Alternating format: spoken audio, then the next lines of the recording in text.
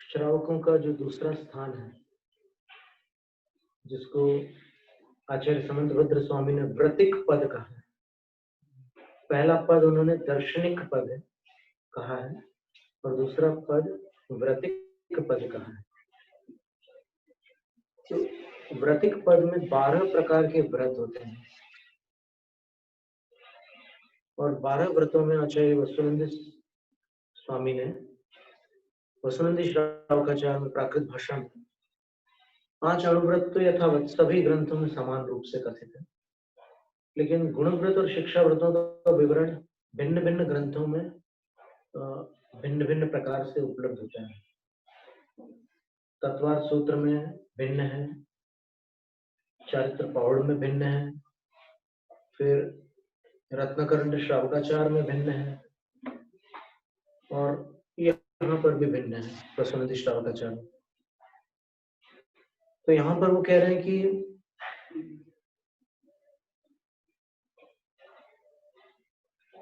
गुणव्रतों में पहला जो है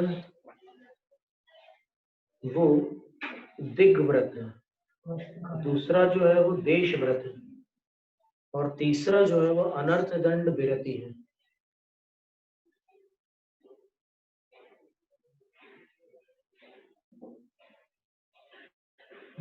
तो इसमें जी प्रश्न आया है। हाँ जी, श्योर सूत्र से मोबाइल को खोल कर प्रोग्राम सुन सकते थे। तो इसका उत्तर आचार्य महाराज दे सकते हैं।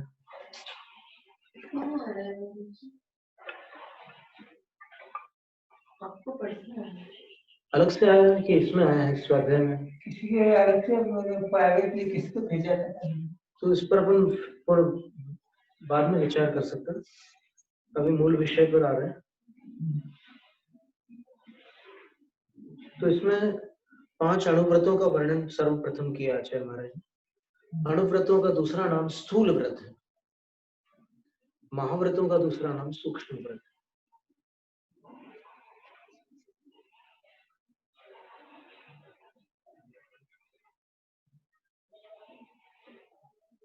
तो ये जो संज्ञाएं हैं वो परस्पर विपरीत होते हुए भी अभिप्राय जो है वो अविपरीत है, स्पष्ट है।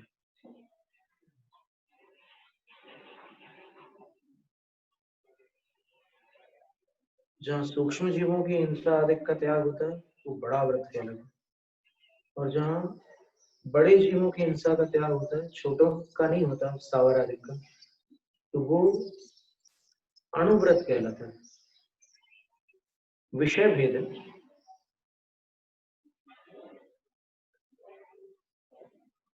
तो ये 3 गुणव्रत थे। ये 3 गुणव्रत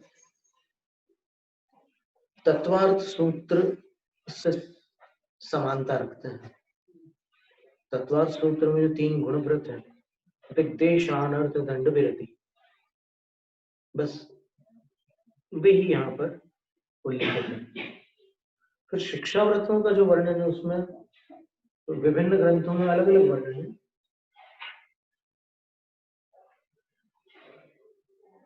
चारित्र पौड़ में सामायिक, प्रोषदोपवास, अतिथि पूजा और सल्लेखना, ये 4 शिक्षा व्रत है। और गुणव्रतों में उन्होंने आचार्य कुंदकुंद स्वामी ने दिशि विदिशि प्रमाणम, दिग विदिक का प्रमाण, दिशा विदिशाओं का प्रमाण करना, उन्होंने देश व्रत का अलग से कथन नहीं किया। फिर अनर्थ दंड का त्याग और भोग परिमाण, उनको वही लिया गुणव्रतों में। तो यहाँ पर भोग परिमाण और परिभोग परिमाण, इन दो को अलग करके 2 भिन्न शिक्षा व्रत होता है। तो इन 2 शिक्षा व्रतों का अपन ने पूर्व सत्र में स्वाध्याय किया था और उसमें अपन ने देखा था कि वस्त्र को इन्होंने आचार्यों ने परिभोग अथवा उपभोग माना है। बार बार जिसका सेवन किया जाता है ऐसे वस्त्र को उन्होंने वहां रखा है, शिक्षा व्रत के दूसरे भेद में।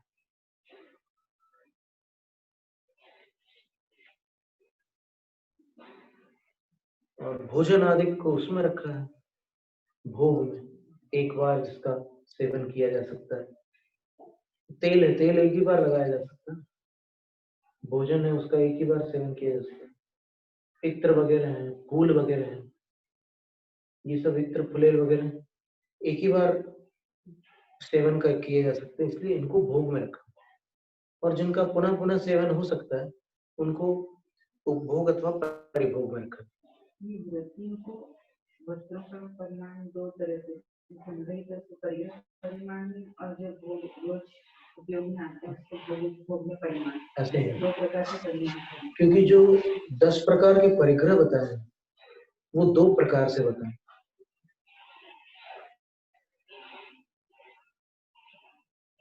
एक तो अपन देखिए तत्वार्थ सार में देखते हैं 10 प्रकार के जो परिग्रह हैं उनके नाम देखते हैं।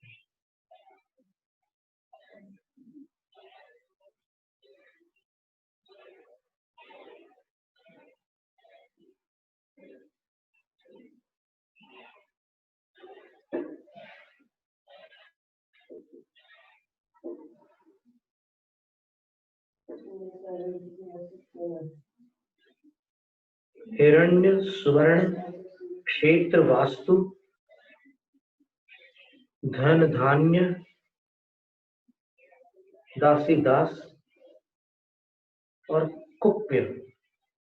कुप्य से भेद योरपि, कुप्य के 2 भेद कर दिए पुरुषार्थ सिद्धि उपाय में। उन्हीं आचार्य अमृतचंद्र सूरी जो तत्वार्थ सार में परिग्रहों का वर्णन कर रहे हैं। हिरण्य सुवर्ण क्षेत्र वास्तु धन धान्य दासी दासी 8 हो गए, और जो कुप्य है उसके 2 भेद कर दिए, एक बर्तन आदि रूप और दूसरा जो है सर्वार्थ सिद्धि में अपन देखते हैं अथवा राजवार्तिक में देख लेते हैं।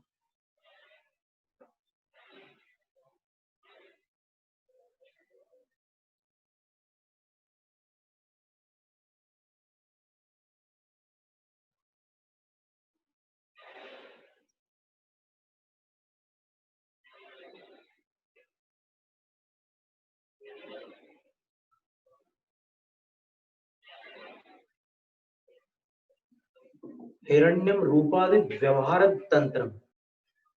हिरण्य जो होता है ना, जो जिससे व्यावहारिक व्यापार धंधे चलते हैं उसको हिरण्य कहते हैं। और सुवर्ण का अर्थ है सोना।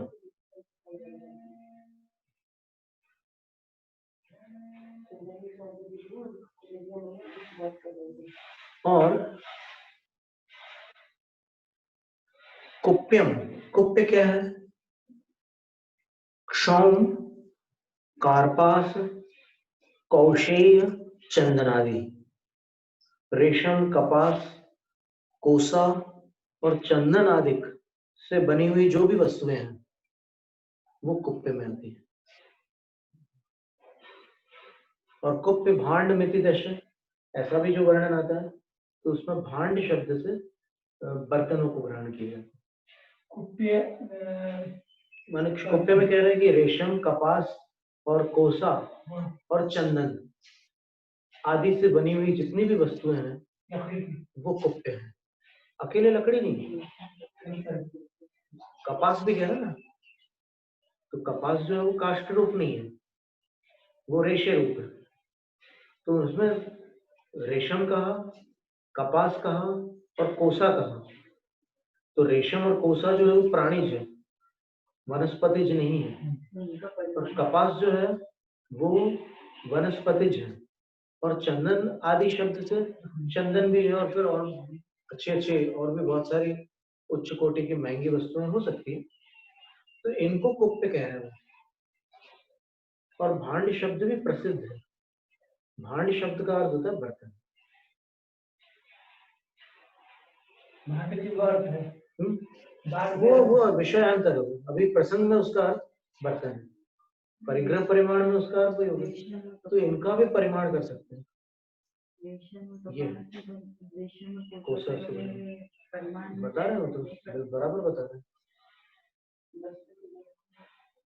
उसका जो आरंभ है वो दूषित है, लेकिन वस्तु जो है अपने आप में वो असेवनीय नहीं है, ऐसा। लेकिन वह भूमिका नहीं है महाराज जी। जी, भूमिका वो तो आ गया ना क्षेत्र में, क्षेत्र में भूमि आ जाती। तो ये 10 प्रकार के परिग्रह हो गए। हाँ, और फिर 10 प्रकार के परिग्रह अन्य प्रकार से भी आते हैं शास्त्रों में।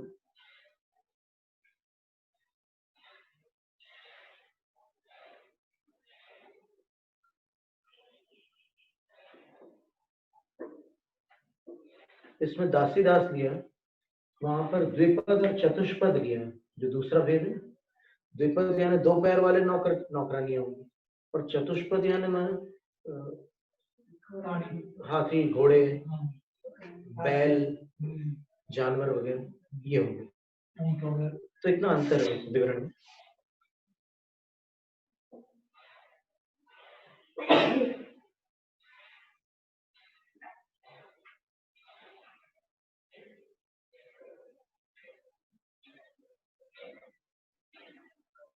अर्जुन संरक्षण संस्कार आदि व्यापृत मूर्छा, मूर्छा परिग्रह, मूर्छा को परिग्रह कहा।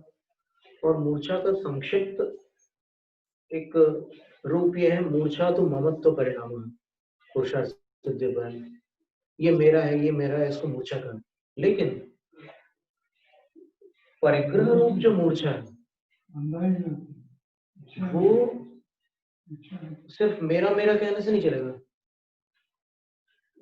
तो कोई भी कह सकता है मेरा भारत, तो परिग्रह हो गया क्या? या मेरा कर्नाटक, मेरा महाराष्ट्र, वो परिग्रह हो गया क्या उसका? ऐसे मेरा कहने से मेरा गुरु, मेरे शांतिनाथ भगवान, मेरे पार्श्वनाथ भगवान, ये परिग्रह हो गया क्या? कदापि नहीं। ये मेरा मात्र परिग्रह नहीं है। उसमें क्या कह रहे हैं? अर्जुन संरक्षण संस्कार आदि व्यापृत मूर्छा। कैसी मूर्छा लेना? मतलब उसका अर्जन करे वो।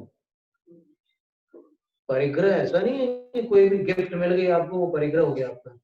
आप उसका अर्जन करो, फिर उसके बाद संरक्षण करो, उसके सुरक्षा का प्रबंध करो। आप इंश्योरेंस करो या फिर कुछ भी करो, आप बैंक बैलेंस में वहां सुरक्षा करो, या फिर पोस्ट ऑफिस अकाउंट्स में वहां सुरक्षा करो, या और भी कई प्रकार के होते हैं।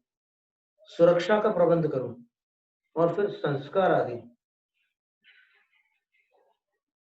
वो कोई भी ऐसी वस्तु जो सजाने योग्य उसकी सजावट भी करो आप। और आदि शब्द से संवर्धन वगैरह भी हो जाता है उसमें, उसकी वृद्धि वगैरह, तब जाकर वो परिग्रह कहलाता है। हर वस्तु परिग्रह की श्रेणी में नहीं आती। कि कपड़े पहन लिए आपने तो कपड़ा परिग्रह हो गया। आचार्यों का कहना है कि कपड़ा परिग्रह नहीं है, जो पहने हुए हो आप, वो क्या है? उपभोग अथवा परिभोग है। तो ये जो पारिभाषिक शब्द है उसमें अपनी भ्रांतियों को दूर करना है, तब जाकर के इसका जो अंतिम निष्कर्ष है वहां तक आप पहुंचेंगे। नहीं तो यहाँ मूल में ही भूल रहेगी तो फिर आगे कहाँ पहुंचोगे? आप जिंदगी भर आर्यिका को परिग्रह ही मानते रहोगे, और एक गृहीत मिथ्यात्व का आप बोझा सिर पर धारण करोगे। और ज्ञानवती माताजी ने एक बड़ी सुंदर बात कही थी कि आर्यिका की कुछ क्रियाओं में अंतर है मुनियों की अपेक्षा, अन्यथा दीक्षा में पूरे 28 मूल गुणों का आरोपण होता है। सारी जगह तो भगवान की आज्ञा है। तीर्थंकर तो पिच्छी भी नहीं लेते हैं, लेकिन तीर्थंकर का आदेश है कि मुनि पिच्छी ले, इसलिए लेते हैं। इसमें भी हमारा बहुत दोष है। साड़ी को परिग्रह माने, चिल्लक को कपड़े को परिग्रह माने, तो फिर इधर ये भी आएगा मुनि महाराज कमरे में रहते, कमरे उनको बैठे जब तक वसति का उनका परिग्रह हो जाएगा, परिग्रह हो गया। बहुत सारी बातें होंगी। और फिर अपरिग्रह महाव्रत का स्वरूप क्या लिखा है? मूलाचार में 3 बार ये उल्लेख है कि जो अयोग्य परिग्रह है साधु के, उसका त्याग करना अपरिग्रह महाव्रत है। योग्य परिग्रह का त्याग करना वित्सर्ग तप है। ध्यान देना इन दोनों बातों में। साधु के योग्य परिग्रह का साधु त्याग कर दे तो उसका नाम व्युत्सर्ग तप है, बाह्याभ्यंतरोपद्यो। अब तत्वार्थ सूत्र तो जमाने ने पढ़ के रखा है, लेकिन इस सूत्र का अर्थ लगाओ जरा, क्या अर्थ लगाते हो? उपधि का अर्थ क्या होता है? परिग्रह। तो बाह्याभ्यंतरोपद्यो, बाह्य परिग्रह और अभ्यंतर परिग्रह का व्युत्सर्ग तप में व्युत्सर्ग किया जाता है,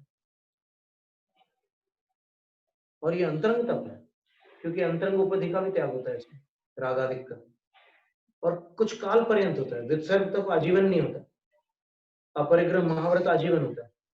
तो साधु के अयोग्य परिग्रह का साधु जो आजीवन त्याग करते हैं वो अपरिग्रह महाव्रत है, और साधु के योग्य परिग्रह का जो साधु कुछ काल पर्यंत त्याग करते हैं वो व्युत्सर्ग तप है।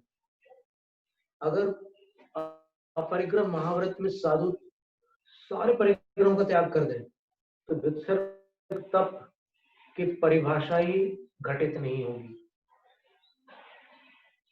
और व्युत्सर्ग तप में बाह्य परिग्रह कौन से होते हैं? मूलाचार की गाथा पढ़ोगे तो समझ में आ जाएगा। तप आचार में 5वां अधिकार है, पंचाचार अधिकार, तो उसमें तप आचार के अंतर्गत जो परिग्रह बताए हैं साधु के योग्य परिग्रह, बिल्कुल देखने में वैसे ही लगेंगे गृहस्थों जैसे। कई परिग्रह ऐसे ही लगेंगे जैसे कि गृहस्थों जैसे परिग्रह, लेकिन अंतर है उसमें, अभिप्राय में अंतर है, और अन्य भी कई विवक्षाओं से उनमें अंतर है। जैसे चौमासे का क्षेत्र है, परिमाण किया साधु ने कि बस पूरे चौमासे में हमारा क्षेत्र इतना ही रहेगा। हमारा क्षेत्र, हमारा क्षेत्र का मतलब क्या है? ये सारी बातें हैं, और ये जो कुछ भी यहाँ से कथन हो रहा है वो आधार को लेकर के कथन किया जा रहा है। मूलाचार में बार बार क्यों कहना पड़ा उनको कि साधु के अयोग्य परिग्रह का त्याग करना अपरिग्रह महाव्रत है। श्रामण्यायोग्य परिग्रह, उनका त्याग अपरिग्रह महाव्रत है। और आचार्य कुंदकुंद स्वामी तक ने इस बात का समर्थन किया। प्रवचन सार ग्रंथ में उन्होंने कहा है कि साधु कौन से परिग्रह रखें और कौन से न रखें, कितना रखें और कब तक रखें, सबका वर्णन किया उन्होंने। प्रवचन सार की 222-223 क्रमांक गाथा में उन्होंने लिखा है, छेदो जीर्ण विद्यति ग्रहण रसज्ञेषु सेवमानस्य समणो तेणिह वट्टदु कालम खेतम वियाणित। जिस परिग्रह से साधु का संयम भंग न हो, उसका सेवन करते हुए साधु का संयम भंग न हो, रौद्र ध्यान आर्त ध्यान न हो, ग्रहण करते समय, सेवन करते समय, छोड़ते समय आर्त रौद्र ध्यान न हो, उस परिग्रह के साथ साधु प्रवृत्ति करें। आचार्य कुंदकुंद स्वामी आदेश दे रहे हैं। कब करें, कहां करें? तो बोले कालम खेतम वियाणितम, काल को जान करके और क्षेत्र को जान करके उस परिग्रह के साथ वर्तन करें। बहुत शीतल स्थान है तो वहां पर उसके योग्य आप अपने संयम की रक्षा के जो साधन अपना सकते हो उसको परिग्रह के रूप में अपना ले। ये कह रहे हैं न खलूपधित्वात् छेद। और अमृतचंद सूर्य कह रहे हैं उसमें टीका में कि वो परिग्रह होने के कारण संयम का छेद नहीं होगा उससे, प्रत्युत छेद प्रतिषेध एवं, बल्कि जो संयम का विनाश हो रहा था वो विनाश न होकर के संयम की रक्षा हो जाएगी। परिग्रह से संयम की रक्षा होगी। ये वाक्य आचार्य अमृतचंद सूर्य ने प्रवचन सार में 222 और 223 गाथा की टीका में लिखा है। ऐसा परिग्रह साधु ले सकते हैं काल और क्षेत्र को जानकर। क्षेत्र देख लो, काल भी देख लो, कौन सी ऋतु चल रही है, शीत लहर चल रही है, ग्रीष्म के 9 तपा चल रहे हैं, देख लो। ये कथन है। फिर इसके अतिरिक्त दूसरी गाथा में क्या कह रहे हैं? अपड़िकुट्ठम ओवधिम अपत्थनिजम असंजत जनि मुच्छादि जनन रहितम गिण्णत समणो जदिवी यप्पम। श्रवण कौन सा परिग्रह ग्रहण करें? तो बोलते हैं अपड़िकुट्ठम ओवधिम, जो परिग्रह निंदा का कारण न बने, जो परिग्रह निंदा का कारण न बने। पहली बात। और कैसा हो वो परिग्रह?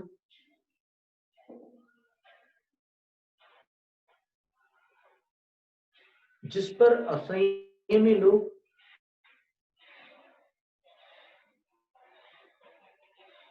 जिसको देखकर असंयमी लोग उनसे मांगे नहीं कि महाराज जी हमें दे दो, ऐसा परिग्रह हो जिसको असंयमी लोग मांगे नहीं। और तीसरी बात कह दी उन्होंने, मुच्छादि जनन रहेगा, मूर्छा आदि का जनक न हो, मूर्छा आदि की उत्पत्ति से रहित हो, ऐसा परिग्रह वो ग्रहण करें। परिग्रह शब्द के दो अर्थ होते हैं, एक तो ये जो परिग्रह होते हैं जिसकी अपन चर्चा कर रहे हैं, और दूसरा होता है स्वीकार करना। स्वीकार करने को भी परिग्रह कहते हैं। जैसे उदाहरण के लिए मैं आपको, और बहुत सारे शास्त्रों में ऐसे उदाहरण आते हैं। नक्षत्र दर्शनान मुंचेत सामायिक परिग्रहम। आचार्य इंद्रनंद ने लिखा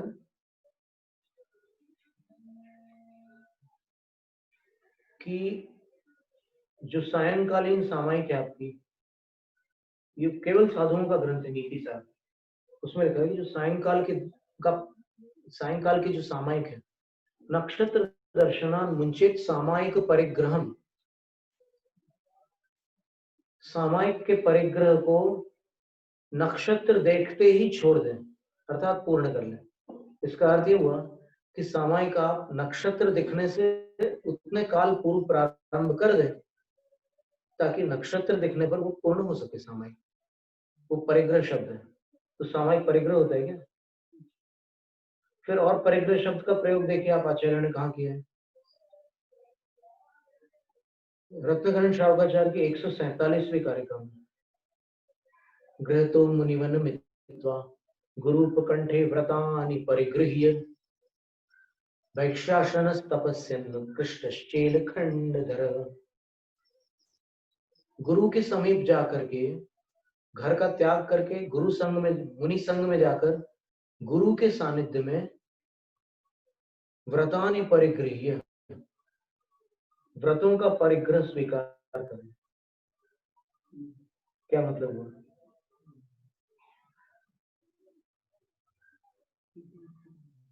वहां पर परिग्रह का अर्थ स्वीकार करना होता है।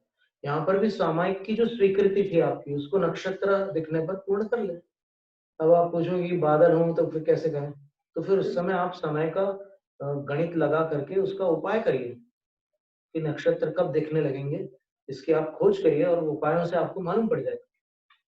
सूर्यास्त के समय से आप अगर व्यवस्थित सामायिक का काल करते रहेंगे, उसका अभ्यास रखेंगे, तो फिर सूर्यास्त के कितने समय के उपरांत नक्षत्र दिखते हैं ये आपको मालूम पड़ जाएगा। सूर्यास्त का काल तो दिन भर प्रतिदिन आता ही है अपने पास।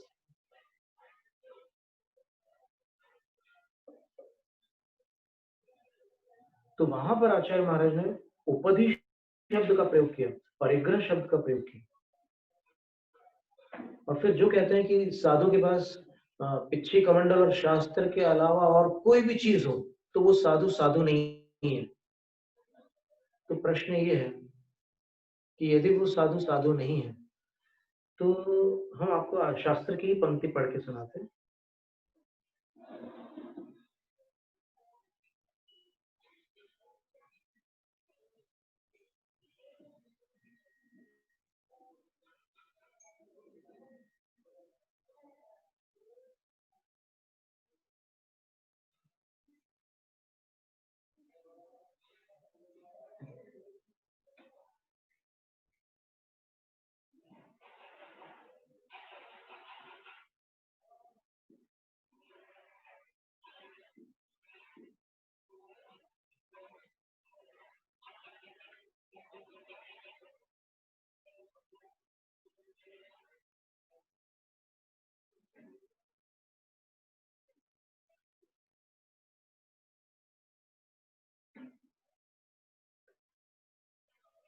परमोपेक्षा संयम शक्ति भावे। परमोपेक्षा संयम शुद्धोपयोग को कहना है। कुछ भी हो जाए, प्रलय आ जाए तो भी साधु बस 3 गुप्तियों से बाहर नहीं आने वाले। उसकी शक्ति का अभाव होने पर सती आहार, संयम, शौच, ज्ञानोपकरण आदिकम किमपि ग्राह्यम। आहार भी ग्राह्य होता है साधु के लिए, संयम, शौच और ज्ञान के उपकरण आदि भी कुछ ग्राह्य होते हैं, कई उपकरण ग्राह्य होते हैं। अब प्रश्न ये है कि शौच, देखो संयम का उपकरण पीछे हो गया, शौच का उपकरण कमंडल हो गया, ज्ञान का उपकरण शास्त्र हो गया, और ज्ञानोपकरण आदिकम लिखा है। आदिक शब्द का अर्थ क्या लेंगे? क्योंकि आपने तो वहां पूर्ण विराम लगा दिया ना। जो ये कह रहे हैं कि पीछे कमंडल शास्त्र के अलावा कुछ भी रखते हैं वो साधु नहीं, तो यहाँ पर आदि शब्द क्यों लिखा है?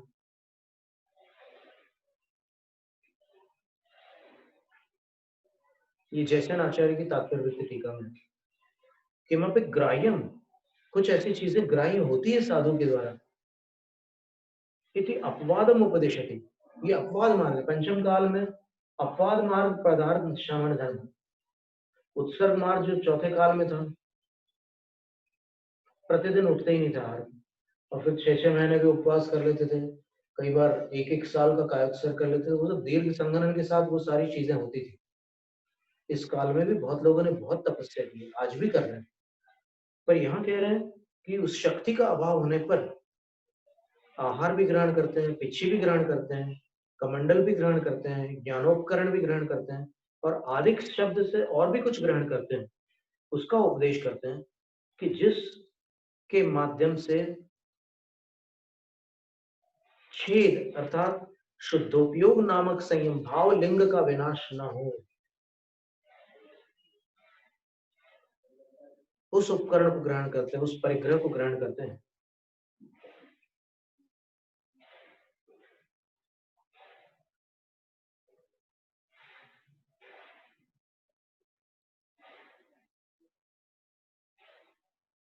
फिर तो वही गाथा का अर्थ जो अपन ने पढ़ा था वही है।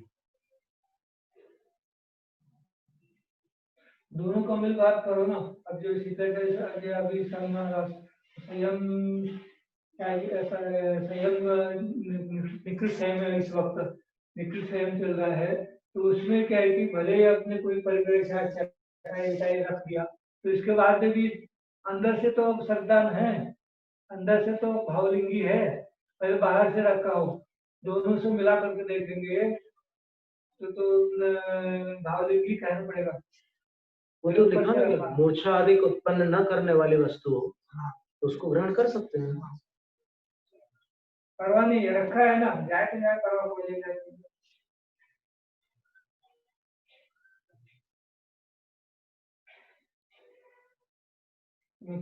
और बहिरंग द्रव्य संयम से वह छेदो न भवति, और बोलते हैं कि अंतरंग भाव संयम का विनाश न हो और बाह्य द्रव्य संयम का भी विनाश न हो, ऐसा परिग्रह साधु ग्रहण कर सकते हैं।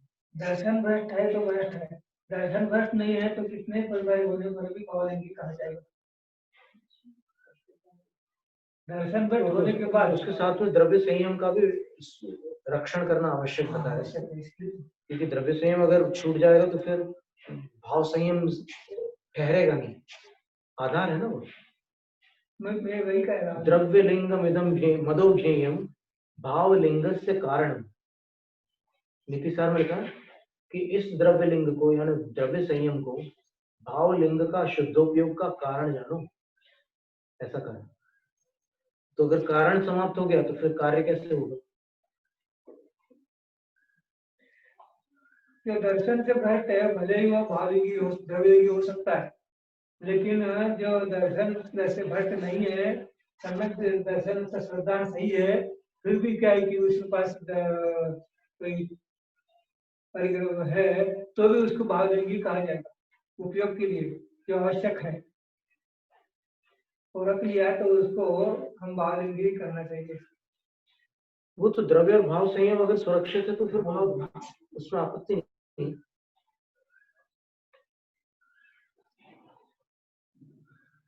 और ये प्रसंग जो चल रहा है प्रवचन सार का, उसमें जो लोग परिग्रह सहित मुक्ति मानते हैं, बोले कि परिग्रह होते हुए हमारी मूर्छा नहीं है, हम तो वो हमारे मूर्छा न होने से हम परिग्रह नहीं है हमारा, और निर्ग्रंथ पद को यानी दिगंबरत्व को वो अमान्य करते हैं, उनका पहले निराकरण किया और फिर बाद में कह रहे हैं कि दिगंबरत्व के साथ भी क्या क्या परिग्रह संभव है वो बता रहे हैं। अपवाद है वो राजमार्ग नहीं है, लेकिन ग्रहण किया जा सकता है। ग्रहण करने से साधुत्व का नाश नहीं होता, ये महत्व की बात है। क्योंकि अभी जो एक धारणा भर दी गई है ना कि ग्रहण करने से वो असाधु हो जाते हैं, ये धारणा जिसके भी अंदर होगी उसके लिए हानिकारक होगी। जिनेंद्र वर्णी जी ने कहा था कि किसी के माथे पर नहीं लिखा कि वो भावलिंग है कि द्रव्यलिंग, और उन्होंने ये तक कहा था कि आपके आंगन में अगर कुंद आचार्य आ जाएंगे ना तो भी आप पढ़दान नहीं कर सकोगे अगर भावलिंग खोजने जाओगे। जिनकी गाथाओं को पढ़कर आप द्रव्यलिंग भावलिंग बोलना सीख गए हो, वही आपके यहाँ से भूखे चले जाएंगे।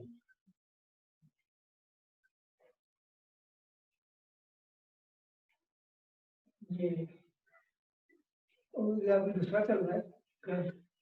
अभी अपन ने प्रवचन सार के आधार पर कुछ परिग्रह की चर्चा की थी।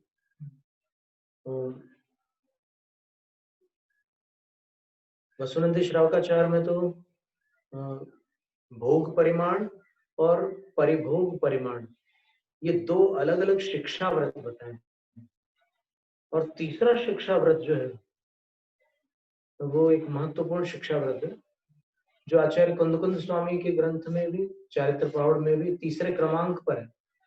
आचार्य कुंद स्वामी ने उसका नाम लिखा है अति ही पूज्यम।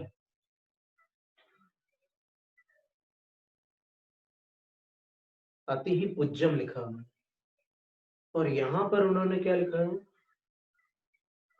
अति हिस्स संविभागो, अतिथि संविभाग लिखा है। तो ये तीसरा शिक्षा व्रत है। प्रतिक्रम में वसुनंदी श्रावकाचार्य का ही पूरा क्रम है, गौतम गणधर स्वामी का क्रम नहीं है। गौतम गणधर स्वामी ने जो शिक्षा व्रत और गुण व्रत बताए हैं और जो पद्म पुराण में जो बताए गए हैं वो भिन्न है। तो इस कारण से हमारा मतलब ज्ञानमती माता जी से निवेदन था कि माता जी जो श्रावक प्रतिक्रमण है उसके विषय में भी माता जी को संभवतः ऐसा भास है कि वो भी गौतम गणधर कृत है,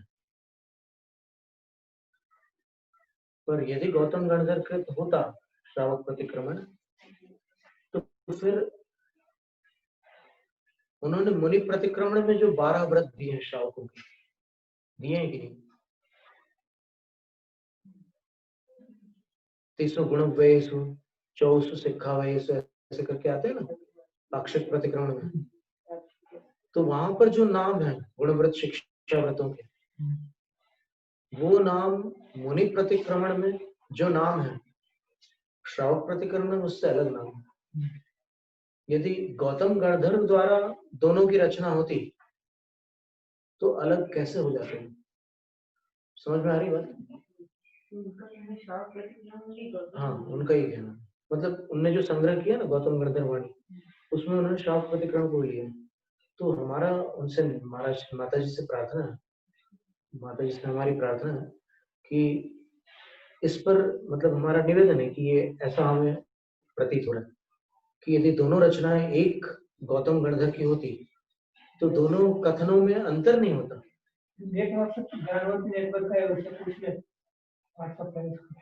लोगों हमें पूछना, समय देख करके हम सही अवसर पर उनसे पूछेंगे, अवश्य पूछेंगे। नेटवर्क का है, हाँ, तो उनसे पूछ सकते हैं नंबर से पूछो कि अगर गौतम गणधर महाराज की रचना मानते हैं फिर गौतम गणधर महाराज ने जो गुणवत बताए वो कौन से बताए हैं? इससे अलग बताया है। श्रावक प्रतिक्रमण में जो गुण व्रत है वो कौन से है? दिग्व्रत, देशव्रत और अनर्थ दंड त्याग व्रत। ठीक है, वो यहीं पर यहाँ पर वही है और सुनिधि श्रावकाचार्य। और गौतम गणधर ने जो गुण व्रत बताया वो कौन सा है? दिग्व्रत, अनर्थ दंड त्याग और भोगोपभोग परिमाण। यहाँ पर भोगोपभोग परिमाण शिक्षा व्रत में, तो इसमें और तत्वार्थ सूत्र में तो मेल है गुण व्रतों में, शिक्षा व्रतों में तो उसमें भी अंतर है। और गौतम गणधर महाराज ने जो शिक्षा व्रत बताया वो कौन सा है? उन्होंने शिक्षा व्रत बताया पहला सामायिक है, दूसरा प्रोषदोपवास है, तीसरा अतिथि पूजा है और चौथ सल्लेहना अंते, और चौथा शिक्षा व्रत अंत में सल्लेखना लेने को कहा है। तो इसमें तो सामायिक है ही नहीं। नहीं आता ना, 12 व्रतों में सामायिक है ही नहीं प्रतिक्रमण में, क्योंकि वो वसुनंदी श्रावकाचार्य पर आधारित, तो इसलिए फर्क पड़ रहा है। और सीधे सामायिक प्रतिमा आती है उसमें, तो ऐसा अंतर पड़ रहा है।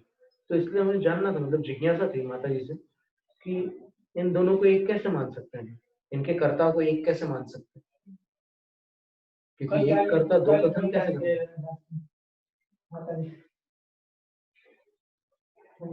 एक कर्ता दो प्रकार से कथन कैसे कर सकते हैं? 12 व्रतों के नाम थोड़ी बदल जाएंगे। एक माँ के 4 बच्चे हैं तो वो माँ उनके नाम अलग अलग रख देगी क्या? उनके नाम तो वही रहेंगे ना, घर के नाम और बाहर के नाम, इतना अंतर हो सकता है? तो यहाँ पर तो वैसा अंतर भी नहीं है, यहाँ पर तो आमूल चूल भेद है। सामायिक और प्रोषद का नामो निशान नहीं है ना इसमें 4 शिक्षा व्रतों में, तो इसलिए इसमें अंतर पड़ रहा है। लेकिन वर्णन तो वही है, पूरा श्रावक धर्म तो वही है। अब आप शिक्षा व्रतों में रखो या गुण व्रतों में रखो, कहीं भी रखो, वो प्रवृत्ति तो वही होगी, ये है। इसलिए प्रवृत्ति की अपेक्षा से तो सब आचार्यों में समान है, कथन की अपेक्षा से अंतर पड़ रहा है। तो अतिथि सत्कार व्रत, जो अतिथि संविभाग, कहीं अतिथि सत्कार, कहीं अतिथि पूजा, कहीं अतिथि संविभाग, कहीं वैयावृत्ति, ऐसे 4 शब्द आते हैं। एक ही शिक्षा व्रत के 4 शब्द, 4 नाम आते हैं। तो वैयावृत्ति शिक्षा व्रत में बहुत व्यापकता आ जाती है। आचार्य समंतभद्र स्वामी ने वैयावृत्ति शिक्षा व्रत लिखा, तो उसमें देव पूजा भी आ जाती है, गुरु की वैयावृत्ति और आहार दान दोनों आ जाते हैं। और यहाँ अतिथि सत्कार में, अतिथि संविभाग में केवल आहार दान आता है। फिर भी पात्र दान के अंतर्गत अन्य वस्तुओं का भी दान उसमें समाविष्ट हो जाता है, पर उसमें जिनेंद्र की पूजा सम्मिलित नहीं होती अतिथि संविभाग व्रत में, इतना अंतर पड़ता है। अतिहिस्स संविभागो तय्यम सिक्खा वयम मुने यव्वम तत्थ विपंच हियारा नेया सुत्ताणुमग्गेन।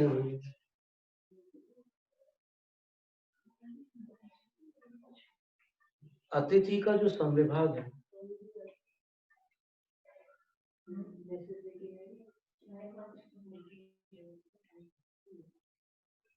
अतिथि संविभाग तीसरा शिक्षा व्रत जानो, अतिथि संविभाग को तीसरा शिक्षा व्रत जानो, और उसमें भी 5 अधिकार जानने योग्य सूत्र मार्ग के अनुसार, सुत्ताणुमग्गेन सूत्र के अनुमार्ग से उसमें 5 विभाग करने होंगे। अतिथि संविभाग के 5 विभाग करने होंगे, ऐसा है।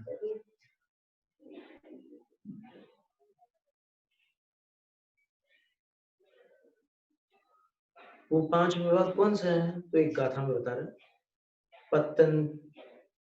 पत्तंतरदायारो दान विहाणम तहेव दायवम दानस फलमणीया पंचय्यारा कमीणे दे। ये 5 अधिकार क्रम से होते हैं, ऐसा जानो। कौन से 5 अधिकार हैं? अतिथि संविभाग में सबसे पहले तो पात्र पात्र में जो अंतर होते हैं वो जानने योग्य। कौन से पात्र उत्तम पात्र है, कौन से मध्यम है, कौन से जघन्य है, ये पहली बात। दूसरे दातार, दातार कौन होते हैं और उनके क्या गुण होते हैं वो है। तीसरा क्या है, दान का जो विधान है, नवोपचार विधि, दान की जो प्रक्रिया है वो। और चौथी चीज क्या है, दायव्य, दातव्य, देने योग्य पदार्थ, उसको दातव्य या देय कहते हैं। और पांचवी बात है दानस्थ फलम, दान का फल क्या होता है। इस तरह ये 5 अधिकार क्रमशः अतिथि संविभाग में जानने योग्य है। अब ये अतिथि संविभाग वर्तमान युग में थोड़ा सा एक संवादित विषय बन गया है और कहीं कहीं विवादित भी हो गया है। ज्ञानी जनों में तो संवाद होता है और अन्यत्र विवाद होता है। अभी महाराज क्या है कि जो बोलना है, व्यक्ति का उपदेश करना है, अधिकार शास्त्र गुरु आचार्यों का, या सब मुनि मुनि आचार्य तो चुप बैठे, मुनि मुनि हल्ला मचा रहे हैं। आचार्य तो सब कुछ कोई सुन ही नहीं रहा है और बीच में दूसरे हल्ला मचा रहे हैं। नहीं तो अपन अभी आगम से सारी बातें स्पष्ट कर देंगे ना, जिनको सुनना हो या फिर इसको और सुनवाना हो। 8-10 आचार्य मानते हैं, उसमें मानो बाकी किसी गौण रखो, लेकिन ऐसा मुनि मुनि ज्यादा बार आचार्य तो बोल भी नहीं रहे।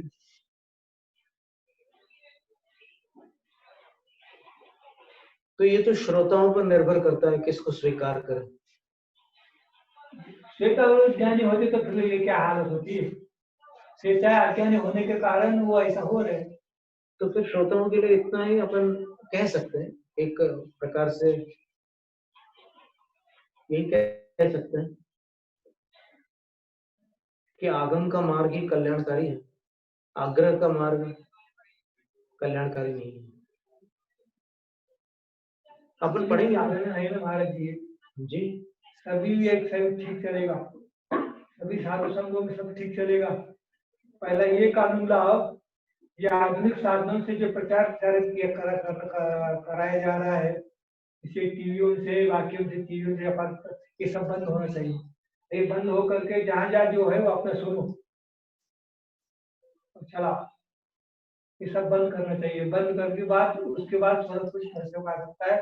नहीं तो ये क्या है कि पैसे दे करके किसी कुछ श्रावक और मुनियों के भक्त है, उनको पैसे देते हैं, वो प्रचारित करते रहते हैं, और ये क्या बाकी आचार्य उनके आचार्य के तरफ बैठे रहो।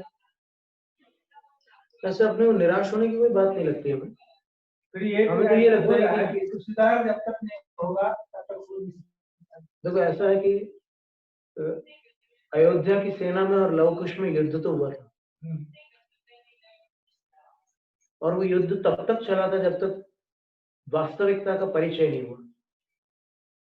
परिचय होने के बाद सब शांत हो गए, बस यही बात है कि ये विवाद तब तक चलेगा जब तक आगम का सत्य सामने नहीं आएगा। अब सीता माँ बोल रही है पुत्रों मत करो, पिता से युद्ध मत करो,